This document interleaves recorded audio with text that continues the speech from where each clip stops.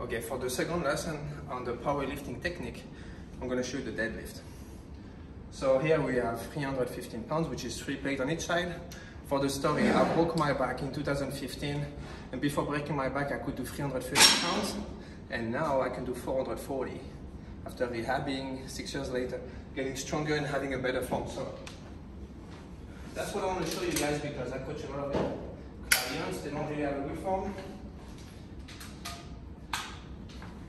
So the first thing, when you deadlift, you don't want to have shoes, because if you have shoes, you're doing that much more range of motion. It's like doing a deficit deadlift. So you remove your shoes.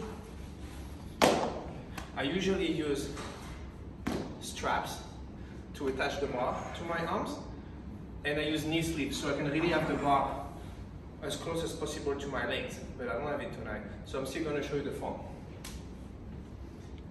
You can do either double pronation with a hook grip. Is when you're pinching your thumb like this and you're connected to the bar. That way you don't have to just use your grip strength.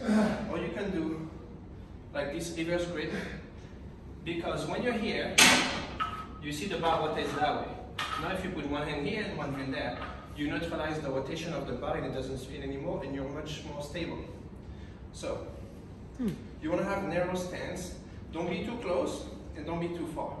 So you want to be approximately right there from your foot, with the bar exactly here. Because when you're going to bend your legs, your shins are going to meet the bar. Your goal is to have your shoulders exactly above the bar when you start. You want to be exactly right here.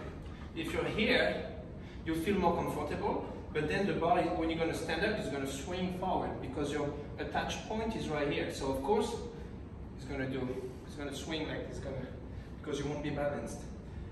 Your goal is to keep the bar as close as possible to your gravity center. So you need to be sitting back a little bit. That's why you need to have the bar traveling along your legs. Keep your back straight, arch it a little bit. I see so many clients, so many people that I coach, beginners, they go like this, especially when it gets heavier, their form deteriorates a lot. So it's super important to learn the right way.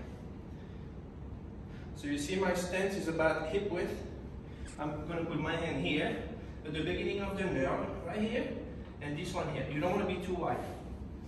Like this, I'm going to sit low. You want to have your hips much lower than your shoulders.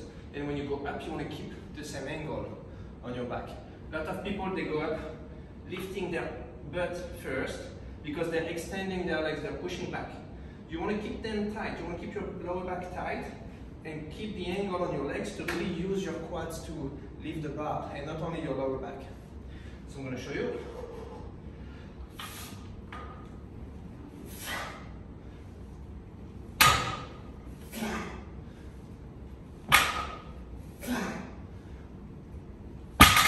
You see, when you're on top, you want to finish with your pelvis forward and squeeze your glutes.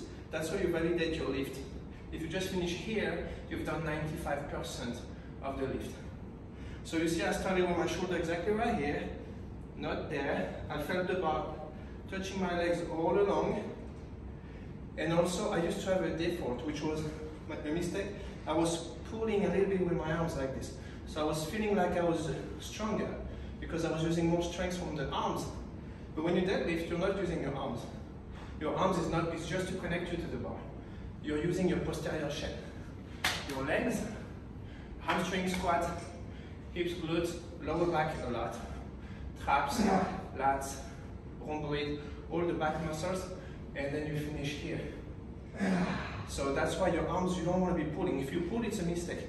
To correct this, I forced myself to extend and keep my arms really straight, like to almost push down, like this.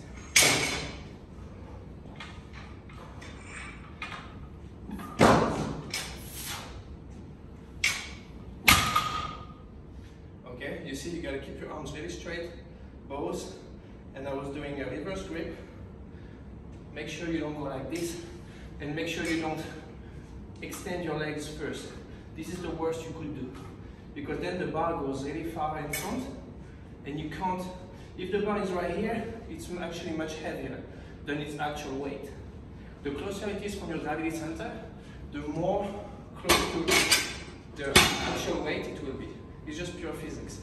If you're trying to lift something heavy over here, it's going to be way heavier than if it is here. You know, because it's all about your gravity center.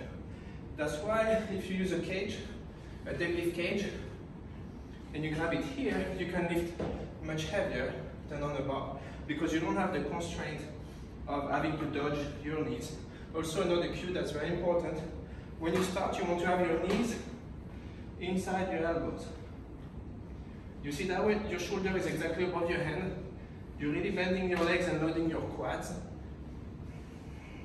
And your form is going to be much better. Arms straight. You see my knees are about my toes. If you start like this, you're already losing because shoulders are here. Your knees are, you see my legs are almost straight. It's not good. You want to be able to really use your quads when you go up. Alright?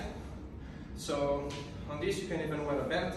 You can wear straps to connect to the bar. You can use a liquid chalk that gives you a better grip. And the knee sleeves also will allow you to scrap your legs without getting bruised or bleeding. I hope you learn good things.